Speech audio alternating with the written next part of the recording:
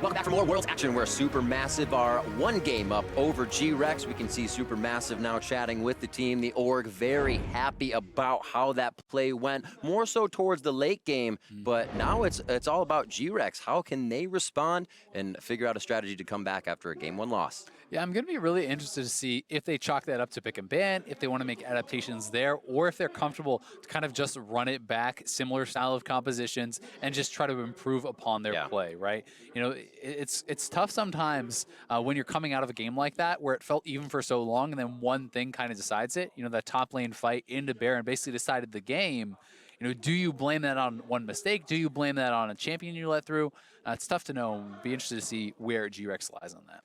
Well, they will be on red side now, so they get the counter pick. We did see SuperMassive just instantly banning away the Aatrox and the Urgot away from PK, so he could not have any of those champions that he loves to play and just kind of be a menace on.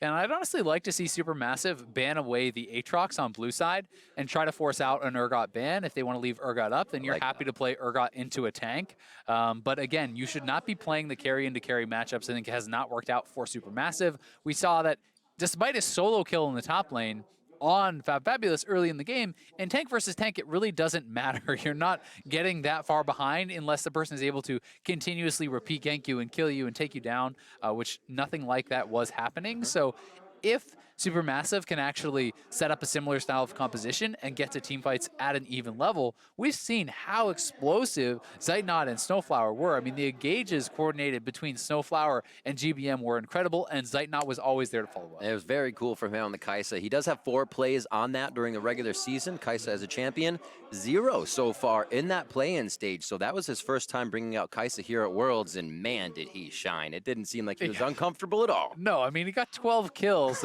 The crazy thing is 9 in like 2 minutes. Yeah, exactly. Like, it's such an arbitrary stat, but he didn't have any kills till like 20 minutes, and then he got 12 kills in like 5 minutes, and it has to be one of the highest concentrations of kills within those couple minutes. I think it's a great way to point out the style SuperMassive plays as well. Have a little bit of the game, take as much as possible in the moment. Do not let anything fall to the wayside. We have to get it right now. Exactly.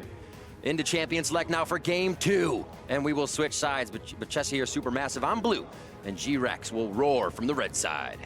Yeah, we're going to be watching these bans pretty closely, see if they want to change anything up. I don't think that you have to do the double ban of the Urgot and Aatrox on blue side, as I was saying, but I would like to see at least the one. Aatrox banned out and see if you can get a force on that. Interesting that the Gragas rather is taken off the table here from Empty. Empty did play pretty well and was pivotal in those kind of early game mid lane skirmishes to actually get GRX going there. So they want to take him off of that pick, but. It was the Skarner that he played, so if they can get the Skarner too, maybe he's on the Nocturne, and then you just push both junglers to 6, or Brett pressing that 6R button, words. Varus now banned out on the side of GRX. One last ban for Bahçeşehir SuperMassive Phase 1, and will it be that Aatrox? Yeah, and this is where it really does become that tell if they are comfortable playing those top lane matchups or not. It's looking okay. Alistar at Koala, so they say it might not be as much of a problem here on the blue side if we still get first pick. Yeah, very interesting. They actually ban away both Empty's champion as well as Koala's champions from game 1. So banning away a lot of the engage that GRX had in game number 1. Yeah. But it didn't really seem to be an issue for them. So I'm kind of surprised to see them stray completely away from the kind of carry bans that they had up in the top side. Would be interesting to see where they elect to go now. Sion is taken off the table, so SuperMassive is likely going to be in that Urgot versus Aatrox situation now. They should have the Urgot side of it, and that is really, I would say, the much easier side to play, and it is kind of a pseudo tank up there in that top lane. So fabFabulous should have a kind of better time on this side of the matchup than he would on the Aatrox side, but either way, it will be carry versus carry, and it's something where a mistake as he had in the first game is going to punish you a lot harder. One Urgot play throughout that regular season, none so far in the play-in for fabFabulous, but as you said, it's a must-take. PK now looking at that Aatrox.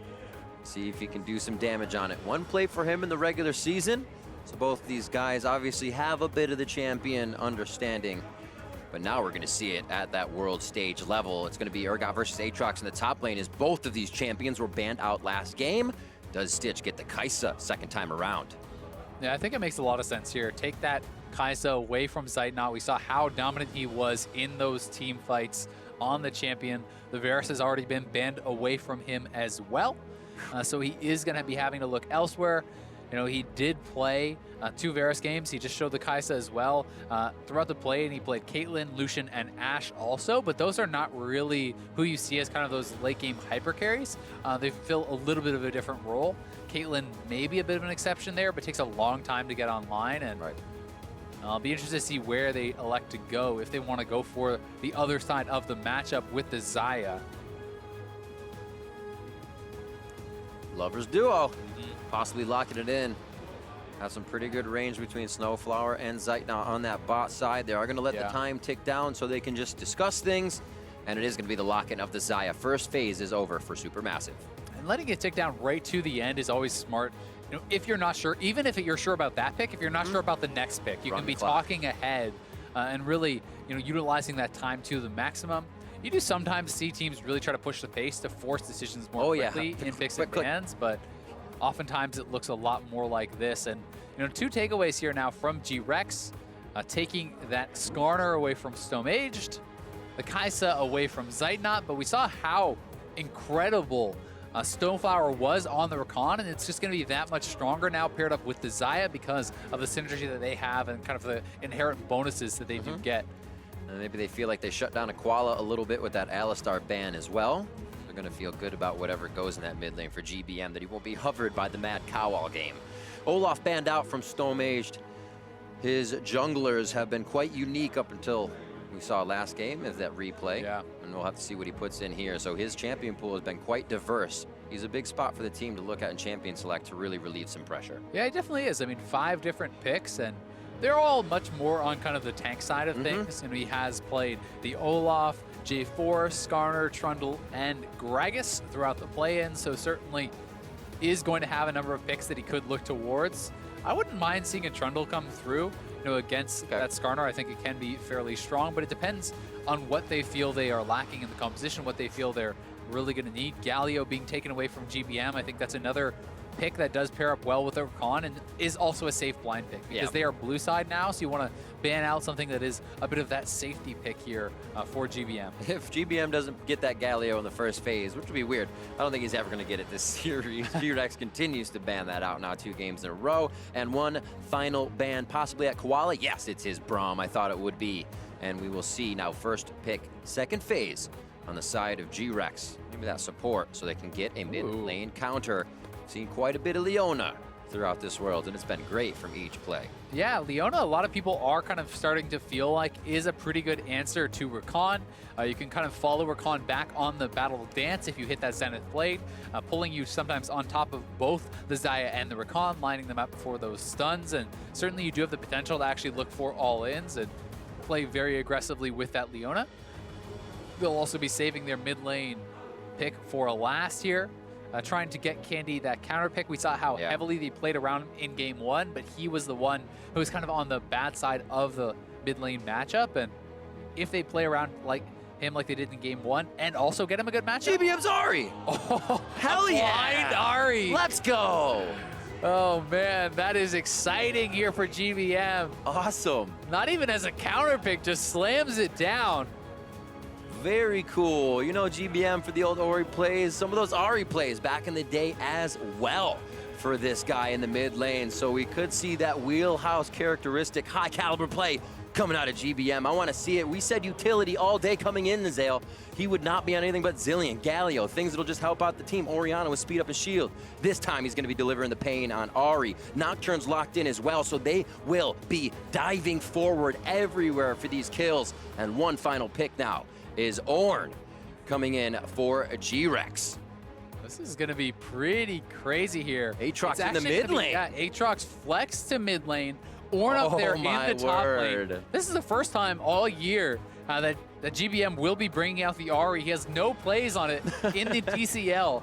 But it is something he's been known for, something he obviously likes in solo queue. This composition here from SuperMassive is so aggressive, though. Look at all the dive, as you said. Nocturne flying forward, Rakan going in, GBM going in. And if they fall behind, I think this composition is going to fall apart very, very quickly. Yeah.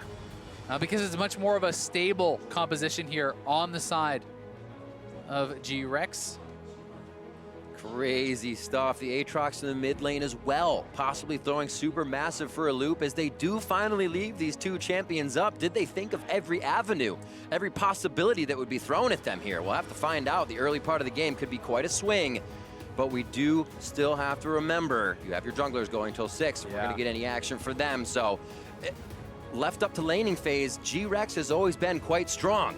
We'll have to see if SuperMassive can step up in the early part of the game. Heading into game 2, SuperMassive with game 1 win over GRX. Not many people thought it was possible.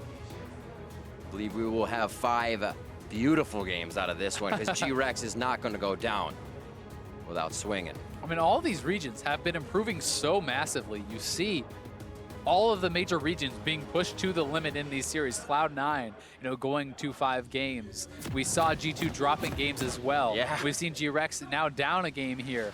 Certainly has been a challenge for these teams, and I think more of a challenge than a lot of people were expecting coming into the play-in. Oh, question mark GBM, slow off fountain. No invade, no invade. Fashionably late, Riv. He was ganked by mom. Taking an extra moment. We'll see keystones coming up on each side. Unsealed spellbook on that top, as PK and fabFabulous will be reading bedtime stories to each other all lane long. And mid lane here, a bit of the dance back and forth. This is Glacial Augment Ahri. So I think we're going to see the same kind of makes build. Me shiver. Don't say that. I hate it. Oh, you hate it? Oh, no. Well, I think we're going to get it. So I think we're going to see the same kind of build that we've been seeing popularized with the Glacial Augment Vel'Kozes recently. We go the Super Soaker and Spooky Ghosts, and the slows are incredible. So, I have not seen this, but it does make some sense as far as setting up the plays when you are fighting against a lot of kind of melee champions as well as kiting them out. When you think of these 4 melee champions that are moving forward with the Skarner, the Ornn, the Leona, and the Aatrox, hitting that massive Glacial Augment slow in a team fight not only sets them up for an easy charm, but it's going to be very disruptive in their team fighting. And this could be much more of like a kind of kite them out style of play that GBM is looking for, rather than a dive in and assassinate. And I think this is really, really cool, and I'm very excited to see how GBM will be able to pull it off. Waiting all this time to pull out the Ahri. Says, you know what, guys? I had a change of heart overnight. I want to go aggressive again. I like it, man. Gotta keep them guessing. Absolutely. Empty with a quick clear on the Raptors. Make sure you hit each one. Get that cooldown on your Chrysalis. Nicely done.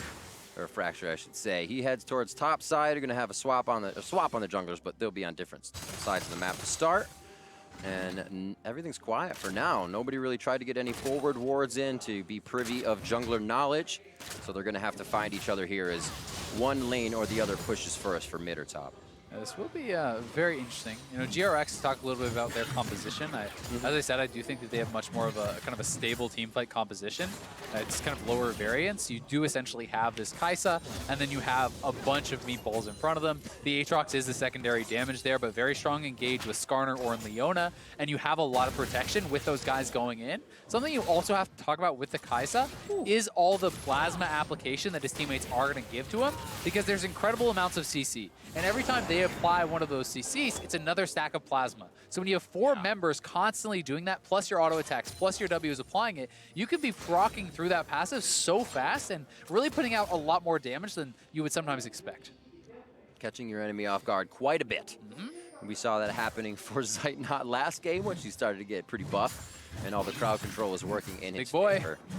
He probably feels still pretty big coming into this game. Hopefully not letting it get to his head. Zeitnot knows what it feels like. His Tristana all throughout regular season was amazing in his 4-0 victories on that play. So just being a marksman, he loves and knows he's probably going to be on top of that podium of big plays throughout the game. He loves making the impact plays. Push in for Stitch and Koala. Even though they left lane to get Scuttle Crab start things off, they're going to get a quick clear on the waves here. 6 up so far, and that's only 3 to clear, so a little bit of a lead to start. Yeah, definitely a little bit of a lead there, and that's honestly similar to last game. We did see SuperMassive falling a little bit behind in the bottom lane, but they have a priority pick in the top lane here for fabFabulous, and he is a little bit ahead. But I don't think that you need to look at fabFabulous and think, okay, he's the guy who has to win you the game. You just really want him to be holding even, to be neutralizing lanes. He has the push advantage with his pick, so that alone should be enough. And we will see how these other lanes do hold across the map as Empty getting that Spire proc, but you will be able to see that on the minimap if they're paying attention. And Stomaged did already make his way back to base, has already fully cleared, so he's going to be power farming and looking for a quick 6 and that Nocturne ultimate. Well, he'll head out and understand that most of that bottom jungle is not going to be there for resource. An unfortunate situation for him. He's not behind in CS, though, as he's still got a good path on Empty. Hovering around bot for wards. They're now going to know where he is, though, so Empty may head towards top side. Find out where fabFabulous is they're close to meeting, but it's just going to be a Krug's ward. So they're saying, we know we're going to 6 in the jungle. Find where Empty could be. Find where Stomaged could be. Everything else quiet on the home front here as it's farming back and forth. CS so far evened up until Stitch is able to absorb this wave. Yeah, and I think those wards are always intelligent because while you're certainly expecting them to wait for 6 to really go for those all-in ganks, if you get too lazy on the defensive warding, you can always go for those earlier ganks and look to take someone down, catch them a little bit by surprise. So what's the first move that is going to be made? We could go either side. We're waiting for 6s, but where could we see that happening at 6? Honestly, think when I'm looking across the lanes here for Nocturne, Nocturne really does have some pretty good options. If you see that Ornn is pushed up, I do think that with the level 6 on either of your solo laners, on fabFabulous or GBM, he could gank those solo lanes and look to take them down. Those are very powerful combos. I think bottom lane is probably a little bit harder to actually take out if SnowFlower is not 6 himself, so I'm definitely expecting him to be going more towards those solo lanes. Smite it! Gleaming Quill heal, nicely done. Oh, he didn't have smite, didn't want to smite it. Just saving onto it, I guess. He knows he's going to be able to secure that. SnowFlower is there. Yeah. He'll be able to grab up the honey fruit and playing it close to the HP. Maybe he wants to hold on to it for any potential duel with that challenging smite, or just to continue clearing away. I like the thinking. If you don't have to pressure it, do not. He heads back into his jungle, clear Raptors so they can come up as fast as possible, and he will head back towards his Gromp side. So again, junglers on opposite sides. Almost 6. We're getting there. GBM 6 now with Candy. Yeah, these guys are going to be 6 very, very soon. Both these junglers have been heavily power farming. I really do like that Stomaged took the time, though, to get this early Ocean Dragon. That's such an advantage, especially in these passive games, for your laners to really be able to have all that additional regen. CS has actually been evened up in the fight on that bot side. Nicely done by Zeitnot and SnowFlower. Even in their losses, Zeitnot and SnowFlower CS at 15 are averaging positive, so definitely a bright spot for SuperMassive here within their games. No matter the result. 7 minutes on the clock. And it looks like Koala wants to get himself over the wall. The Flash Zenith could definitely be there, but GBM has Spirit Rush. So that's a very slippery Ahri to try to do anything. If you bring the Impale, she becomes less slippery. The pink ward actually spotted them all out. No one walked over and checked that, and they're going top lane. Here's the Nocturne from fabFabulous, keeps himself alive, and they get Fear of Death. And Fear of the Death is putting PK beyond. He will be down for 17 seconds. That's a kill and assist. First blood to the top side. Yeah, there's that combo I was talking about. You get level 6 on the solo laners. They spotted Empty on the bottom side by that pink ward. And with that Urgot ultimate, all Nocturne has to do is burst him down low, and the Urgot ultimate can do the rest. So Empty here challenging for this red buff. Should be able to grab it back, but a good kill up on the top side. And PK did use his flash as well. Oof. Some quick plays. Let's see it again here as we were watching mid, and these guys just pulled the trigger in top lane. Yeah, exactly. fabFabulous gets the flip in. He's looking for the ultimate and nails that ultimate. Flashes out of the R2 there. And then in goes Stomaged. He has to flash out of the turret to survive. So it is a costly kill there. Both flashes, both ultimates, but still well executed, and it's something that they wanted to pull off. Anytime you are playing this Nocturne, you want to look for those kills early and often, but here is Empty and Candy setting up a kill, looking for Stomaged, and he may just walk right into him. He doesn't have flash from the top lane play, quickly impaled and taken down. Stomaged with just a sliver of health left and donked by Candy on the Aatrox. Yeah, nice job there. GRX, while they saw him on the top side, they invaded, they took the red, and they got full vision in the bottom side jungle, which ends up converting on that eventual kill. GBM looking up to the top side, though. You have to wonder, that flash that fabFabulous used is now Summer Spellbook over to ignite more Krill pressure for the top side, and it'd have to be a teleport back for PK if they get this. Now, Candy started to threaten that roam up. We'll see if they want to dive this. I think this is a tough one to pull off, but there's no MR and no HP built up. They telegraphed it in. Foxfire's going to grab aggro. No, fabFabulous grabs aggro right away. Beautifully done on the Urgot for GBM to get the damage in and pick up another kill for top lane. Yeah, and that's what can happen here. PK building full armor, no HP. He's going towards either an Iceborne or a Frozen Heart here, and when you go this route, you have no health, no MR, and Ahri can really burst through you very, very quickly. So GBM shreds him down despite the fact that he's under his turret and at full health. Thank you, Unsealed Spellbook. Back to Flash for fabFabulous on the top side. Picks up too fast for him, and there's a lot more aggression towards fabFabulous this game, and I should say help as well from Stomaged. We saw everything bot lane last game, so a complete 180 for SuperMassive in play style. Yeah, I mean, and it's looking really good because the bottom lane is still holding It even. really is. So they've picked the advantage here for fabFabulous. They have played heavily around him, and he is really quite a lot ahead now. You can see that PK is probably building towards the pieces of a Catalyst. It's a Black Cleaver already done at 10 minutes here for fabFabulous, and he already had priority in that matchup. It's just going to get harder and harder. Nocturne has the ultimate available, so they could actually look to go up there once more with that double ultimate combo, too. Haven't seen Candy do all that much, except for the invade with Empty. But this time, SuperMassive being in the lead, like I said, it's where they came out of the TCL, knowing what to do with these leads, pushing small advantages. What happened top lane now gets rolled over into Rift Herald. And great job by GRX to notice they have to do something on the bot side here as they are losing a bit of top. They are getting pressured there, and they have taken away some, on the bottom side. They have been able to pressure in that jungle, and Zeitnot may get caught out here. Oh, could not react. Hit. He still has the Feather Storm to go out, but it's a 3v2 as SnowFlower tries to save him with Battle Dance once. A beautiful charm on 3, and they should be able to walk right out of this one. Exit stage left. Really nicely done. First turret solo gold on the top side, and Nocturne is rushing down to the bottom lane. So if they stay around, GBM is coming. Nocturne could potentially join that fight. And nice charm, orb in. Not ticking in for a full fight though. Rotation up from the bot lane. SnowFlower just played that so damn well, charming all 3 members there from GRX and pushing them back. Zeitnot being gifted that time to escape. Doesn't even have to blow his flash, so they get the advantage on the top side. They retreat on the bottom side, and SuperMassive are playing such an impressive series. Now up 2,000 gold. The majority of that is going to be on the top laners in that 1v1, and PK is really going to have a hell of a time surviving up there. Let's see what happened here bot lane once again, and the fast fingers from SnowFlower. Yeah, there was a little bit of time where perhaps Zeitnot could have actually reactive ulted on the Leona ultimate. Sun was in his eyes. Doesn't. Yeah, so it definitely was. SnowFlower, though, able to peel for him and keep him safe. So well done by the bottom lane duo, and it's not that big of a deal because it didn't cost him his life. It didn't cost him his flash. And he is building towards that Stormrazor. It's already done on Stitch. They are down in farm a bit, but being down 10 CS is nothing compared to the advantage they have on the top side of the map. Yeah, especially when that Urgot joins you in team fights. Yeah. You'll understand that that 10 CS means not much at all. I definitely want to see Stomaged, though, continue to be active on the map. I want his ultimates being on cooldown constantly.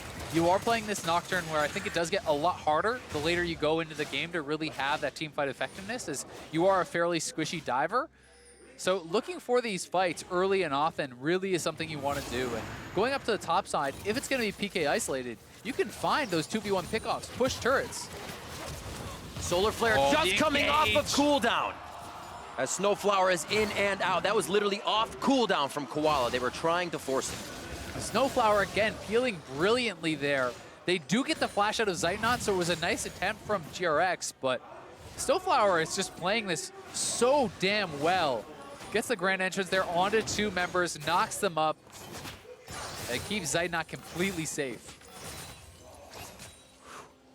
Definitely getting the pressure this game. We saw SnowFlower, or I'm sorry, Koala on the Alistar would have been leaving last game, so invalid point. Continuing with current game, 13.5. But such a play here from Zeitnot. Flash down there, but still using Featherstorm very effectively to get out of all of these ganks.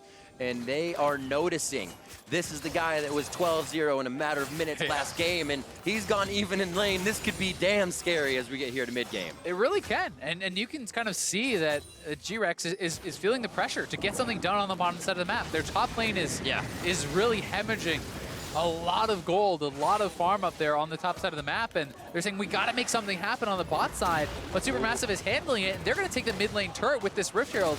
Easy peasy.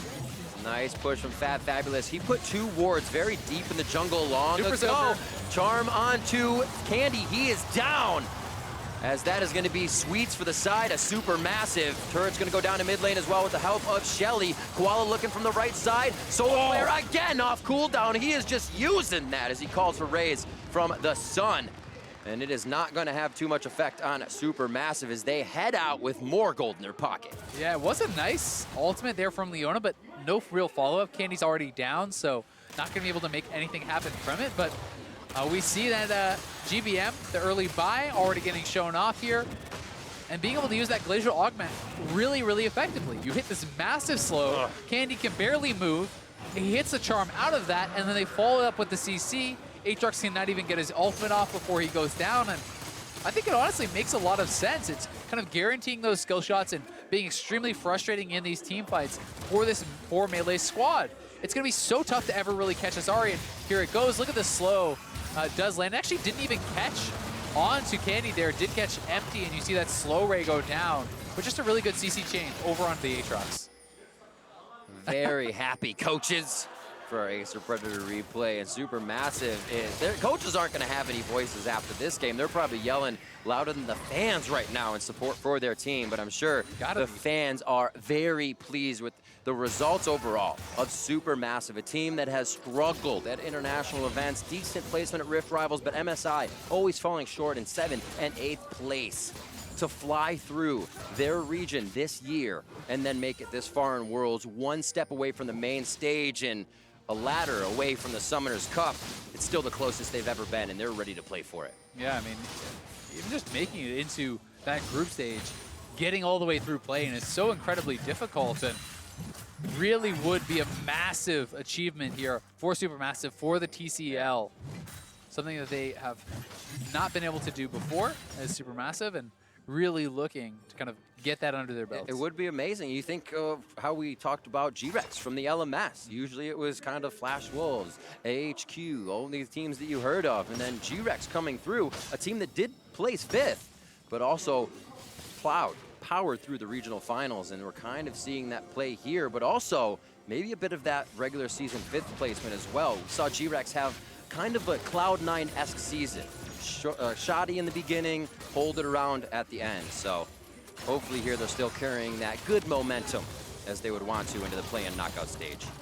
Yeah, and for a lot of these guys, they don't have a lot of international experience either, right? And there is the nerves that can come into play. GRX showcased a strong group's performance, but there were some questions about how strong was their group, how strong were the opponents, but here's the engage. Oh, they get empty. Will they be able to take him down right away? Oh, they're onto the back line and trying to get away as Stitch. He goes down immediately. Stomaged getting out front of the turret. Koala's going to be the next one to go to possibly as Empty gets pulled in. A fear beyond death. And they're going to drop PK. The turret isn't even damaging fabFabulous as the team can prioritize the next target. GRX is looking to save their hides now as bot lane turret goes down. They head to base and SuperMassive heads to the bank. Oh my God, what a crazy fight there for SuperMassive. Everyone just piling in onto Stitch. It's gotta be so frustrating for him. And again, SnowFlower is just shutting down all these engages. GBM gets ultimated. Does he peel the Skarner? No, he goes past. He shuts down the follow-up. He shuts down the DPS, and then everyone diving down onto Stitch, knocking him out so quickly from that fight. And the ultimate from Urgot, Fear Beyond Death, pulling in Empty, taking him out. They do get the 2 kills. They do get the turret. And SuperMassive are just playing this comp so well. I talked about how difficult it would be for them if they're playing from behind, but from ahead, you have so many engage tools, so many ways to start those fights, and they're gonna be able to have all the cards in their hand to look to close this one out. Absolutely ridiculous. It is true. SuperMassive from ahead continue to pressure all the time. And it does not look like GRX knows how to play against that at this point. 2 games in and they're still struggling a bit. GBM now heading to top side.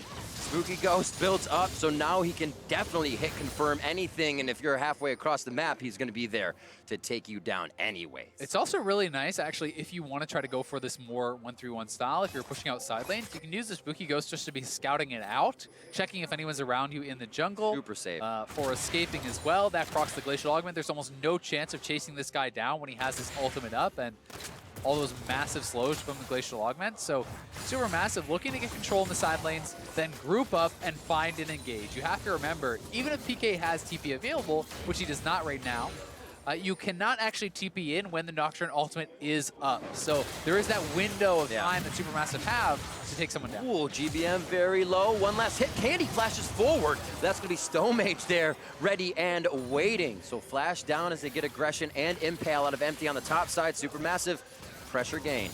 Now, even with that full Skarner ultimate to land on a GBM, can't quite take him down. Have to imagine that was a face check there from GBM. No other reason. Empty should really be able to get into melee range without using that flash. But either way, he does escape, trades the flash, uses his ultimate.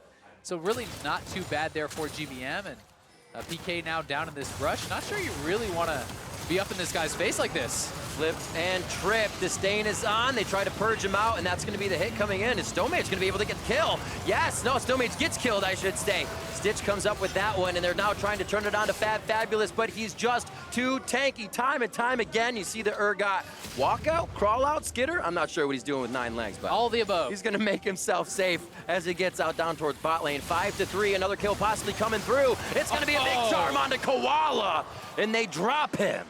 Just absolutely take him down there. The charm landed from GBM, and CC always there to follow from SnowFlower. These guys have been playing beautifully together. Really nice pick to get another one back there for SuperMassive, and they are very, very far ahead. 6,000 gold, the lead here, just past 20 minutes. The threat around Baron is quite real for this team. There's a tremendous amount of damage, so if they can control the vision around there, if they can get a pick onto someone, they could look to actually turn that into a Baron, and their turning power off of the Baron is also very, very high with Rakan and Nocturne looking to start a fight. We talked about all these dives going through. We saw what happened on bot lane. From Tribush, everybody was able to get on Stitch. He died first, and he was behind the turret. It is insane for GRX to try and dodge out. He's going to have to keep himself super safe with Koala right as that hip-to-hip buddy.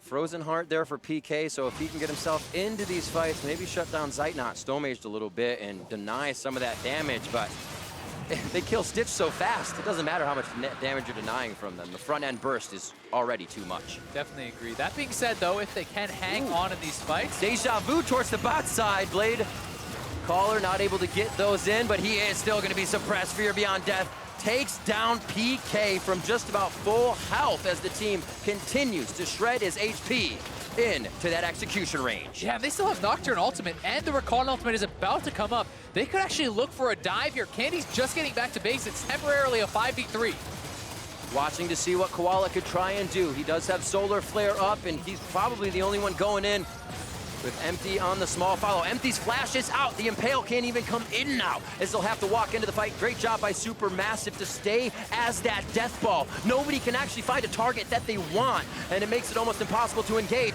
Now they're gonna have to take fabFabulous, but it's definitely not what they want. Candy tries to go in. fabFabulous finally down after 4 members can focus all their damage in. Here comes the Ornn. His PK is back up, and it looks like SuperMassive have overstayed their welcome. Triple kill for Candy, as SuperMassive is caught with their hand in the jar. Yeah, GRX might just go straight to the Baron. They're pinging for it. They are low on health there, but SuperMassive definitely staying around too long. They did not have the disengage tools. The Nocturne ultimate was down. All of the Glacial Augment procs there for GBM were not available. He couldn't use the active items to kind of peel their way out, so they are straight onto the Baron. But Stomaged has flash up, has smite, and is even on levels. We'll see if he can actually even get the vision.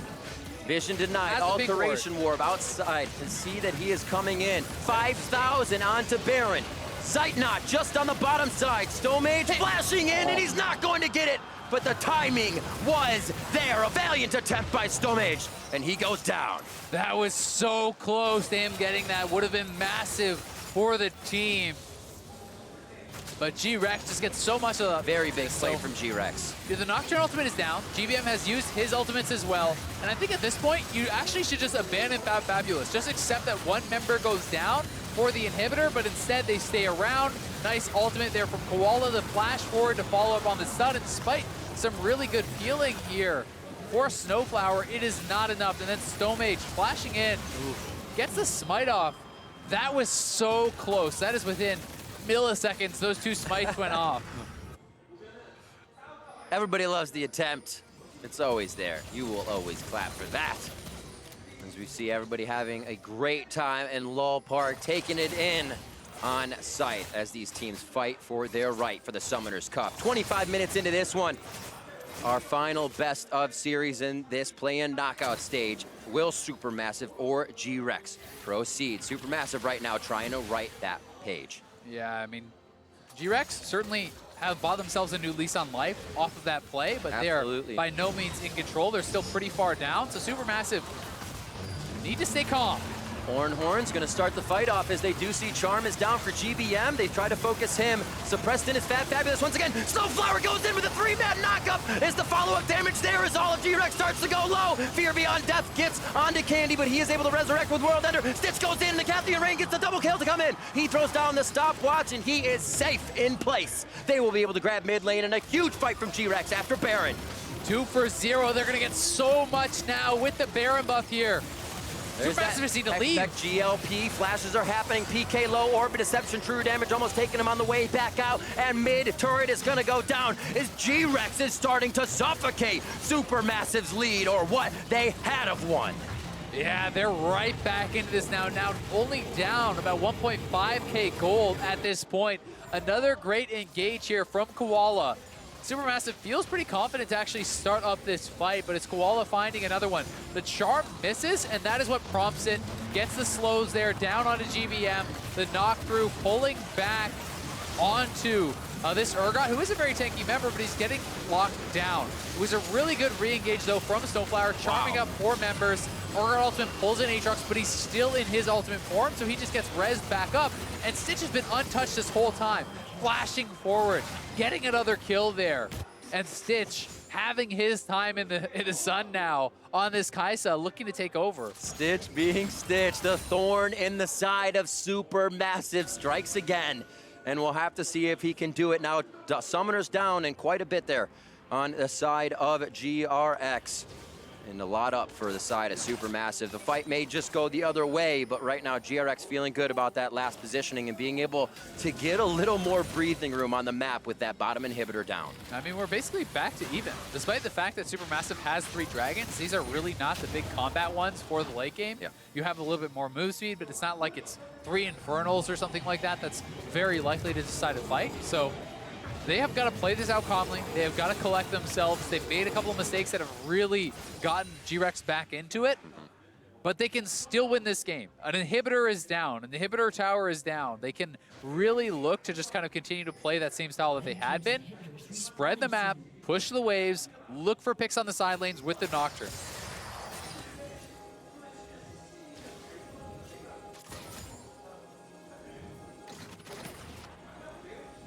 Resetting on both sides of the map. You see Baron wearing off now for GRX.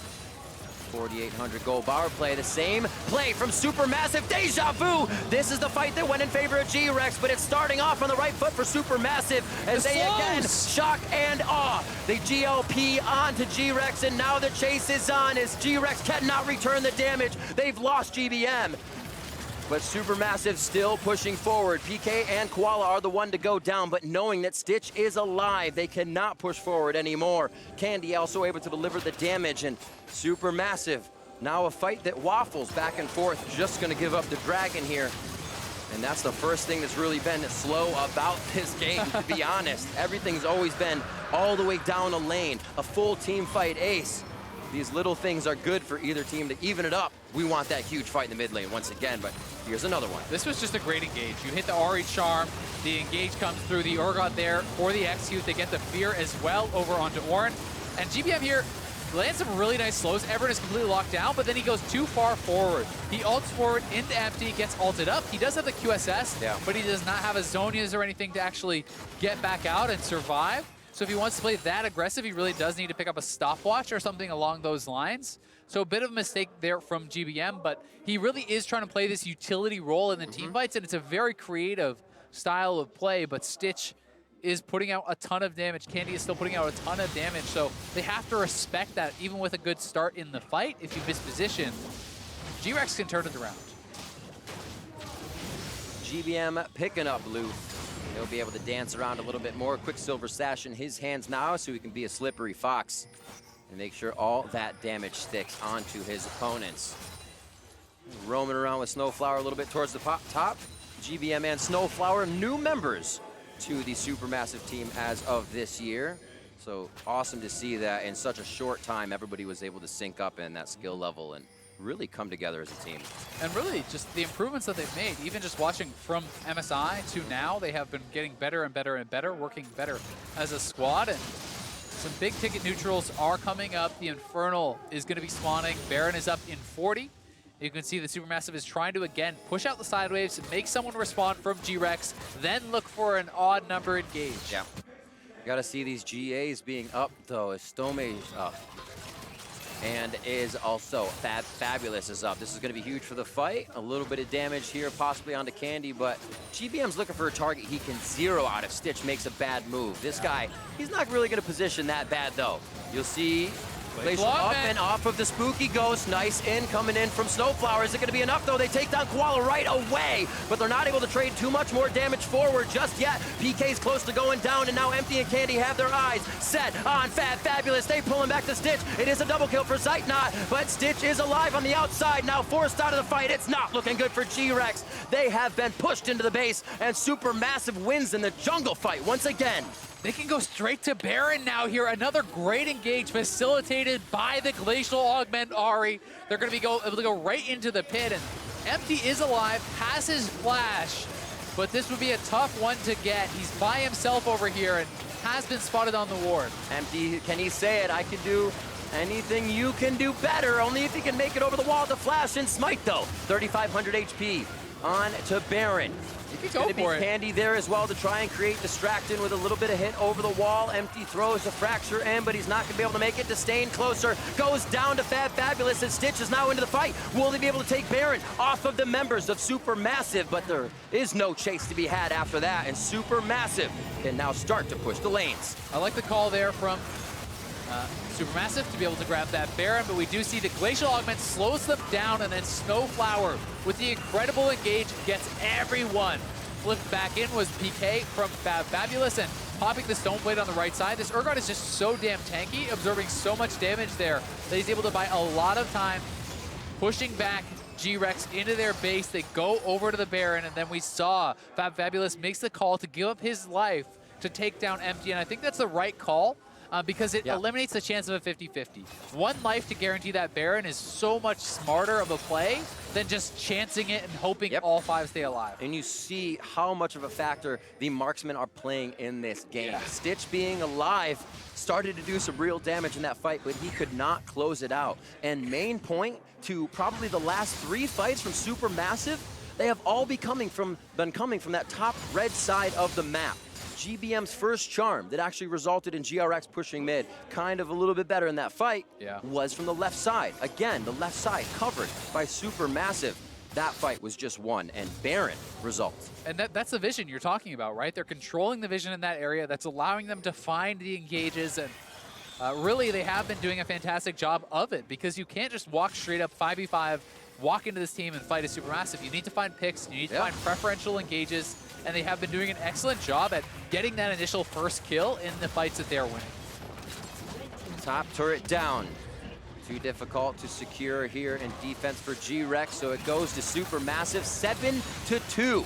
And turrets, mind you, here, SuperMassive starts to destroy every structure on the map that GRX has. We need to see SuperMassive now play with some patience, though. Look at this minion wave in the bottom lane. That is enormous on the mini-map. That will push up and actually be able to pressure the inhibitor tower on its own, the inhibitor itself. So really, they just need to sit around, don't rush it, wait for someone to have to go wave clear that, then look for a dive if they're going to. My eyes are on Empty, also looking at that Ornn.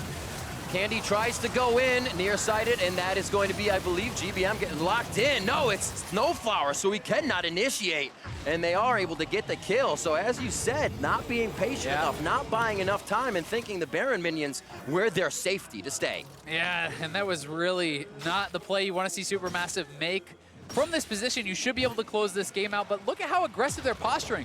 You need to wait about 45 seconds or a minute longer, and those minions will kill the inhibitor for you. They will win the game for you. Instead, they move forward. GBM gets caught out there, blown up. Zeitnot as well, getting caught in everything, has to blow every summoner to actually get away. That means SnowFlower is going to go down, so not only do you not get an inhibitor, do you not get a tower, do you not end the game, you're giving up multiple kills, you're giving over the Infernal, and you're allowing GRX to have more and more chances to win this game, because Stitch now has his death cap completed. With Zhonya's and QSS, he is hard to take out, and this game only gets harder for SuperMassive. We're starting to see kind of a clear night and day picture. These fights from SuperMassive, they have that vision on a quick charm out of the jungle. That first save from SnowFlower, very much in favor of SuperMassive. If GRX can see the fight for what it is, 5v5, they seem to be outplaying these fights overall. Exactly. I mean, if SuperMassive is not surprising them and getting an instant pick, they're probably not going to win the fight. So that's why all they had to do was wait. Say it's PK going down to the bottom lane to start clearing that out. Then you pop Nocturne out. Then you fully engage. And the Ornn cannot TP in during that Nocturne ultimate, so you have an opportunity to close it out there. Unfortunately, though, you can see sometimes those jitters, I think, come through on the stage. This is some of the most important games these guys have ever played. Representing the TCL here at Worlds. Want so badly to close out the game, your trigger finger can get a little bit itchy. You think you see the opportunity to close out the game, to be the hero, and sometimes with Baron minions, all you need to do is just stand there and let them do the work. Yep. Patience is a virtue, a very difficult thing that not many people in League have. I am raising my hand. Me too. 35 minutes on that clock. Looking as we're in the mid lane, at that mid lane for SuperMassive, we saw GBM coming in with his Ahri, kind of expecting a little bit more fireworks from it. 0-3 and 11, still creating plays for the team, but definitely has to start stepping up as he's not having any more targets to assassinate on this team of GRX. Koala is looking here. This is Close played, but yeah, I mean, the Ahri is playing more of kind of the supportive style of role. They're pulling them down, but they're looking for a fight now. Zeitnot gets his Storm onto that Feather Storm, rather. On his Zeitnot! Solar Flare. Koala goes in, and it's going to be Zeitnot going down immediately inside the fight is SnowFlower, but he goes down before being able to pop anybody else up as Stitch starts to pick up the kills we saw him getting last game. And now fabFabulous is going to find himself going down. Huge plays in the triple kill for Stitch. Another deja vu. I cannot believe this is how GRX is able to come back in each game as SuperMassive finds themselves. I think this is the game. I think GRX is just going to walk it down and end the game here. The respawn timers are too long. They couldn't cut off the minions, and GRX should have it here unless GBM can pull off some sort of a miracle. Inhibitor's going to go down. GBM the only one left here. Stomaged on the backside saying, walk this way, look at me. He's trying to hit up Empty. They go for the turrets, and GRX has just flipped this game on its head. A few minutes ago, GRX was defending their inhibitors, and now inside the base of SuperMassive, they are putting on a clinic to take down the towers. Here it comes from SnowFlower. Zanya's in from Candy, and game 2 goes to GRX. What a turnaround there from GRX. They were on the brink of defeat. Could have easily been down 2-0 here, but they stay calm. They stay poised, and they capitalize on the mistakes when SuperMassive made them. And they are able to tie this series right back up. Well, it feels good to win. There is definitely a lot of sighs and groans on each team of great plays, but why are we still making these mistakes when we have such a clear lead? Yeah, it really was. And I mean, SuperMassive are going to be kicking themselves there. So close to closing it out, couldn't quite do it. Not at all. So to give us a rundown on how GRX tied this series, let's send it over to the analyst desk. Well, thank you very much. It seems like GRX shook off the nerves, the momentum, whatever it was that they had after game 1 just in time. But once again, they were put at a deficit in the beginning of the game. And when we look at the compositions, there were some interesting choices on both sides. It's also always the big question mark. Where will Urgot go? Where will Xayah go? And this time, it was an opposite team. I hope Urgot goes on the ban list. I'm sick of this champ. Like, he will make anyone who picks him look good in laning phase. Is this just because fabFab got a kill? No, it's not just because of that, but that's maybe the straw that broke the camel's back. I have thought Urgot has been broken for a while, and this maybe confirmed it for me. And he had a great game on for fabFabulous. But it lost. Yeah, to stop memeing, he had a great game on it. Yeah. But like, he was someone who's been struggling habitually in lane, and this is one of the few times he's stomped it. Ornn as well is just not a great pick. And a big change up for SuperMassive, because the first gank happening in the top side of the map, getting fabFabulous the kill, SnowFlower protecting the bottom side of the map because he gets his hands on the Rakan again. So the Rakan for me, because if SuperMassive were able to finish the game, I'm almost certain that Rakan would have gotten the player of the game 2 games in a row. But unfortunately, as you already mentioned, the game turned in a tide. But I really love the fact that the bottom side of the map, Zeitnot and SnowFlower, were playing defensively now that Stomaged was playing to the top side. Yeah, and the final point on the draft, of course, is the debut of the Ahri, which is copying the Vel'Koz build that we've seen for a little while now, the kind of utility, glacial augment, build a bunch of the spooky ghosts and the GLP items. Raz, you want to take the breakdown? What's the verdict also like from early and kind of the shenanigans into those late game team fights that we saw?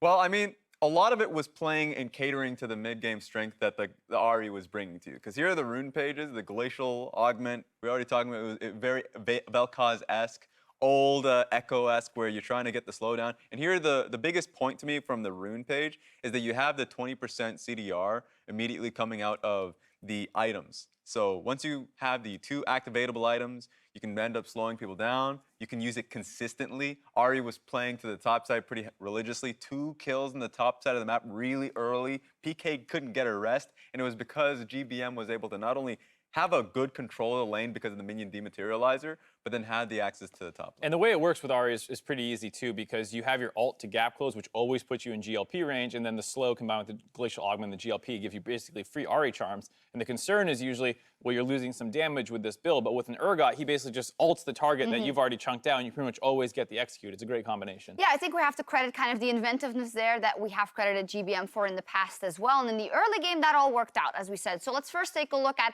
the early game team fights for SuperMassive, where I felt like, oh no, is this going to go the same way like it did in game 1? Because that's what it looked like. Yeah, it was really strong coming out of SnowFlower, because once they placed the Rift Herald mid lane, because they had great control on the top side of the map, they were just snowballing into the bottom side of the map. Poor vision control ultimately coming out of GRX, but they were still trying to defend the area so they can hold the bottom lane tower. And when you don't have the control, so you don't see where SnowFlower is, but you're still holding your fort, then creates fights like these. I do feel like GRX wasn't shell-shocked in the way that they never put up any resistance anymore. They tried to, but SuperMassive was just better early. Yeah, they were basically trading out the top side pressure early for their own attempt to play bottom, but like Raz said, SnowFlower expertly defended those until they finally flipped their pressure down to the bot lane as well. And for a while, I thought GRX was looking at going down 2-0 and having basically to run a reverse sweep to come back. Yeah, I did as well, and I think this is how we should look at this next replay. This is possibly series or groups saving for GRX if they end up winning, how they hold off SuperMassive of their base, because if they lost that fight, it was all but over and they are down 0-2. So how did they do it? I mean, the biggest thing is they get the pull back onto fabFabulous and force them back out of the fight, as well as SuperMassive is way too far forward with how few ultimates they have. You see GBM without his, Nocturne without his, and so it just becomes very hard for them to, go in and blow one key target up, which is what they want to do. Even though Rakan had his ult up, no one could follow in, so they couldn't really pick a target, and it allowed SuperMassive the chance, or excuse me, GRX the chance to engage on them. And there are a few moments where charms were missing, because if this team composition is really relying on picks from either the Rakan charm or the charm from the Ahri, it just wasn't landing. So it allows the Skarner pick-off to really start coming through. I thought that that was pretty crucial for how the game ended. And then we look at the final replay of the game ender for GRX, because after they got control back, I think they felt the momentum turning. Even though this primary engage by Koala misses, they will get the better end of this fight as well. Right, at this point, they had picked up a number of items for Stitch onto the Xayah, and then this great engage onto Zeitnot, who really didn't have, his flash available and got the ult out, force ult really early on. And once they kill the primary, damage dealer, you're left with an Urgot and Ahri, which are not very high threat, and both teams have very tanky team comps. And front to back, Stitch is really coming into his own in these team fights. We looked at the last team fight where he was able to slowly start to chip at the Urgot. This one where he was able to make a play by gutting in there and just going straight into the stopwatch. I thought Stitch had an excellent back half of the game, considering how poor the first half was. I agree. He is therefore also our MasterCard player of the game, Stitch. And I think maybe we fell a bit victim to our own narrative about Zeitnot and SnowFlower, because if we look at the stats, Stitch was a strongholder for GRX even through the group phase. When it came to GRX's lead at 15, more than half of that was made up by Stitch alone without any jungle help. So I feel like as the series go on, we'll have to keep an eye on this guy. I mean, it always comes down to the 5 players of GRX just being strong individually. And Stitch, even though at times he can play it back, because in the group stage he would play towards these teamfight picks like the Xayah, so it's not really surprising that once he gets his hands on it again, he'll play expertly with it. I think if it comes down the line, individual player to individual player, that the bottom lane is going to be incredibly fiery, which is unfortunate for SuperMassive because that's their place where they do go towards early and late game. Yeah, and depending on how the draft moves forward from here, if we start seeing the Urgot just being like, all right, he's off the table, that might flip a lot more of the tension down the bot lane now, because it does feel like both marksmen are the primary carry players this series, and if there's no longer that many carries in the top side, they just default to tanks, it's all going to be about snowballing your bot side. So a lot about the bot side. Since we're all squared up, I find it pretty difficult to see like who has the advantage now. You could say, well, GRX shook off the jitter, so maybe they returned to their group form, but then SuperMassive came out swinging game 1. What do you guys think? Yeah, exactly. I think that's possible, but you're right about SuperMassive. I think SuperMassive not only surprised me with having a really good game plan coming into this series, learning from their group stage, and isolating the topside matchup, or at least in the pick and ban. But what I really love is once they slow the game down, that they have great control wards with Stomaged and SnowFlower when they really look to invade. So this was a blemish in the series. I think they'll come back strong in game 3. Are you changing your prediction from GRX to SuperMassive? Yeah, this Flip-flopper. is gonna be a first flip-flop, all right? It had to happen at some point. We got a winner. Okay, Mark. I'll keep it with GRX for now. I want to see kind of how it develops, because I thought game 1, GRX still looked pretty good, and then they felt like they just kind of backed off the gas pedal a little bit, and it allowed SuperMassive to make their own plays. Yeah, feels like a 5-gamer to me. Let's see. GRX mounted a comeback versus SuperMassive to tie the series, but we will see who can take game 3 after the break.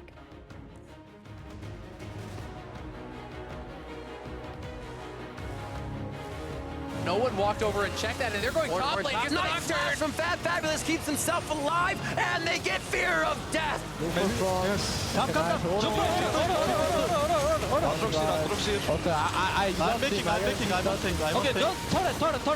fabFabulous finally down after 4 members can focus all their damage in. Here comes the Ornn. His PK is back up, and it looks like SuperMassive have overstayed their welcome.